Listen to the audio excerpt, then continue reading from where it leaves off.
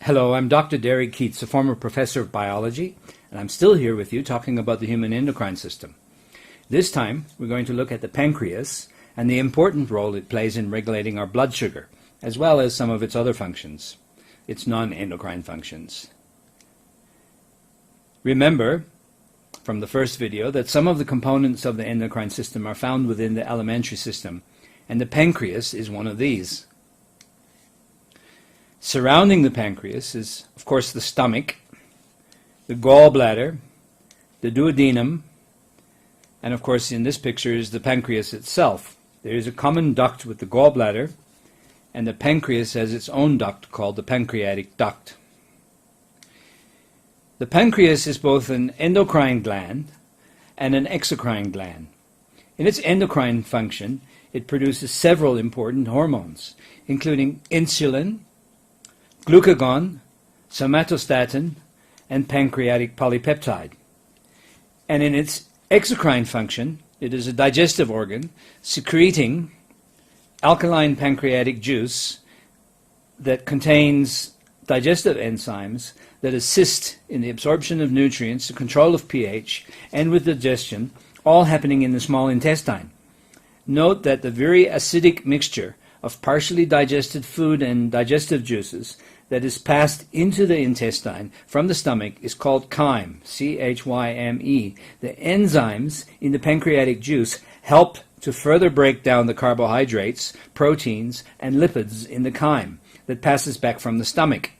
Given its acidic nature, it is important that the alkaline nature of the pancreatic juice helps neutralize the stomach acids that arrive in this chyme. Most of the mass of the pancreas is in fact exocrine tissue and associated ducts. Now let's look at these hormones briefly and see what each of them do, starting with insulin. Insulin, together with glucagon, is central to the regulation of carbohydrate and fat metabolism within the body. In particular, insulin decreases glucose concentration and helps keep it at constant levels within the blood. Glucagon, on the other hand, raises blood glucose levels, having thus the opposite effect to that of insulin. Somatostatin plays a role in the overall endocrine regulation, including affecting growth and neurotransmission. And pancreatic polypeptide, which we won't see again in this video, is involved in the self-regulation of the pancreatic endocrine and digestive secretion activities. Now, the part of the pancreas with endocrine function is made up of about 1 million cell clusters called islets of Langerhans, singular islet. As shown in this microscope image of a single islet, they are more or less spherical clusters of cells, each islet measuring only 0.2 millimeters in diameter. The combined mass of the islets is only 1 to 1.5 grams, or 1 to 2% of the mass of the pancreas. Despite the small size and small mass, the islets of Langerhans provide a very important function to our bodies. Hormones produced in the islets of Langerhans are secreted directly into the blood flow by at least 5 types of cells, of which we can mention 4 here. Alpha cells produce glucagon, and glucagon is stained red in the micrograph. Beta cells produce insulin and amylin, which make up the bulk of the cells, up to 80% by mass. Insulin is stained green in this micrograph, and as you can see, it dominates the field of view. Delta cells produce somatostatin, and PP cells produce pancreatic polypeptide. In case you're wondering, the bluish-purple color here are the nuclei of the individual cells that make up the islet. Incidentally, the islets were discovered in 1869 by a German pathological anatomist named Paul Langerhans, who was only 22 at the time. And as an aside, he later made a major contribution to my own field of marine biology, having spent quite a bit of his time working on marine worms. The other type of cells in the pancreas form structures called acini, The singular is axinus. Digestive enzymes are secreted into the lumen of the axinus and then accumulate from the axini in ducts that drain into the main pancreatic duct, which in turn drains directly into the duodenum. We're not going to come back to these in this video. Now, imagine you. Imagine eating. Imagine eating a heavy plate of food like this, or even something a bit healthier. Think of what is in that food. Carbohydrates, proteins, fats, salts, fiber, and even toxins. Have you ever thought about how your body deals with all of this intake? If you ate a meal like this with so many carbohydrates and you had no means at all to control the glucose in your blood, it would reach toxic levels and eventually this would kill you. That's where our friend the pancreas comes in. And the tissues of the pancreas that are important here are those that comprise the islets of Langerhans.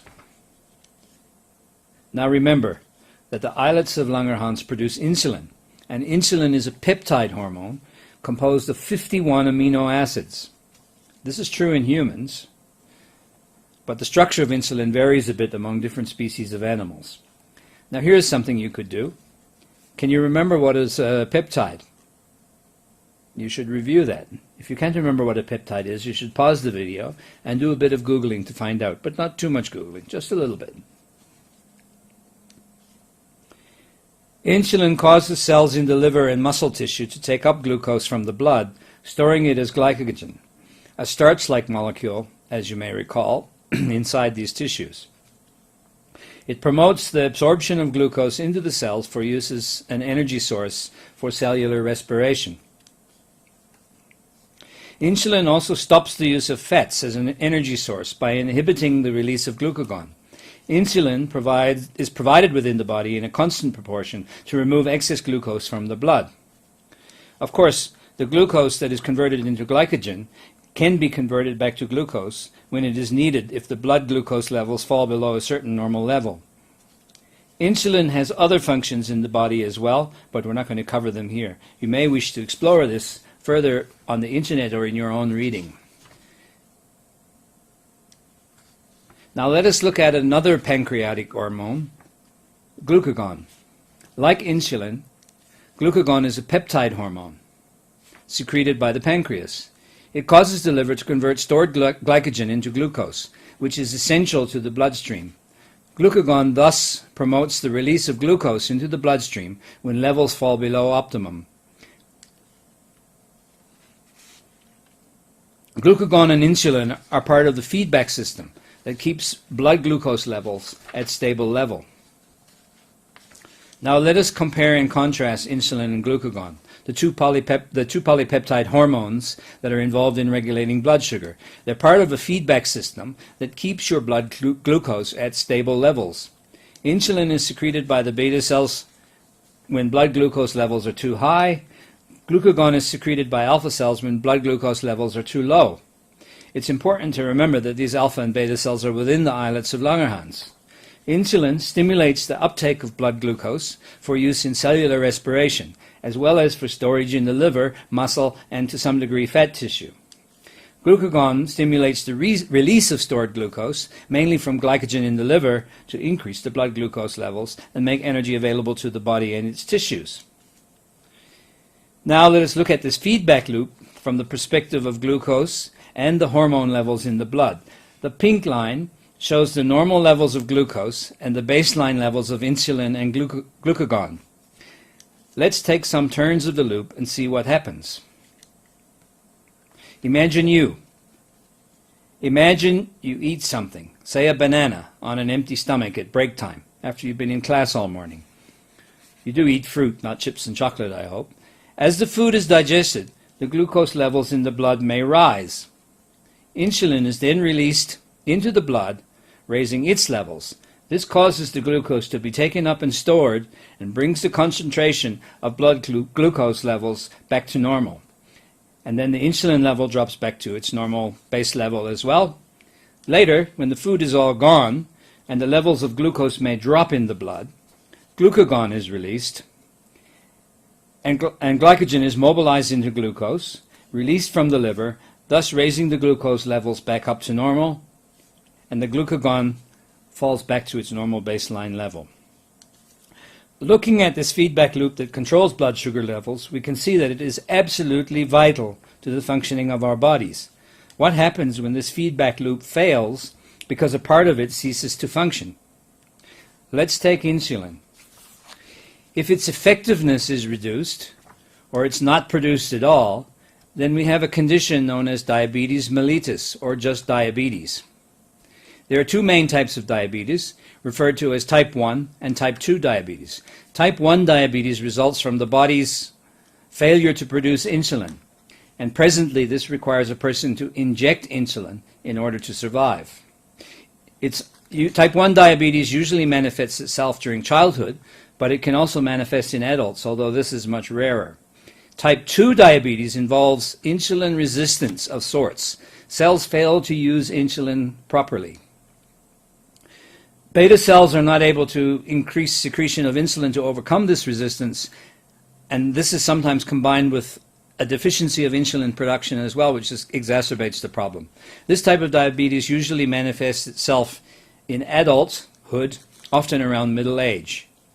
There is a third type of diabetes called gestational diabetes. This occurs in pregnant women who have never had diabetes before and causes a high level of blood glucose during pregnancy. If it is treated properly, it usually goes away after birth of the child, but if it is not treated, it can endanger both the fetus and the mother. A few more things that you should note about diabetes mellitus. Types 1 and 2 diabetes are chronic conditions. That is, you have them for life. They can't be cured, only treated.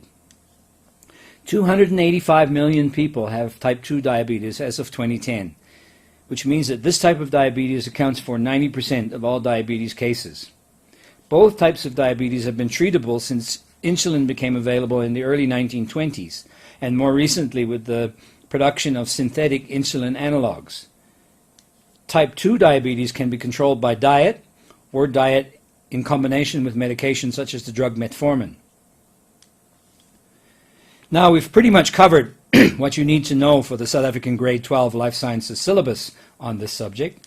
If you want to take it further and have a deeper understanding, you could search Google or another search engine using terms such as pancreas, islets of Langerhans, insulin, glucagon, diabetes, or any of the other words that we've used in this video.